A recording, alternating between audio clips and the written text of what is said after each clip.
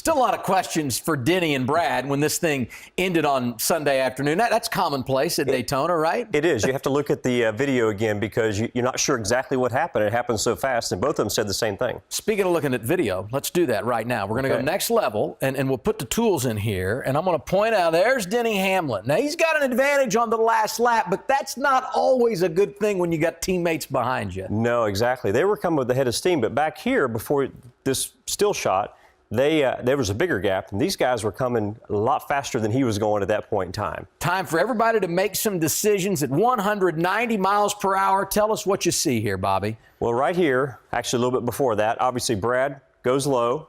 Denny probably waits a little bit too long to block him, comes down on him, made contact. I mean, there really wasn't nothing he could do because at that point in time it was too late. He needed to block him, hoping that Brad would let off, or I guess he's going to run on the apron a little bit. Get behind the wheel of the 22. Where's Joey at? What's his mindset? Well, I think for Joey, he saw Brad go low, and he knows that Denny's going to block him. If Denny blocks him correctly or blocks him and where Brad's going to have to let off, then Joey, he don't want to let off with him. He's going to go to the high side because you want to hold it wide open. So going to the outside for him was going to be the advantage. But let's play this clip, and that's exactly what happens. The wreck happens down at the double yellow line. Joey drives around and ultimately goes on to get the victory, his first in the clash. But when we go to this next clip, different angle. I'm going to put the tools in here, set up where these guys are as they enter turn one. Well, obviously these, there's several mile-an-hour difference, a few mile-an-hour difference in speed here between them and Denny.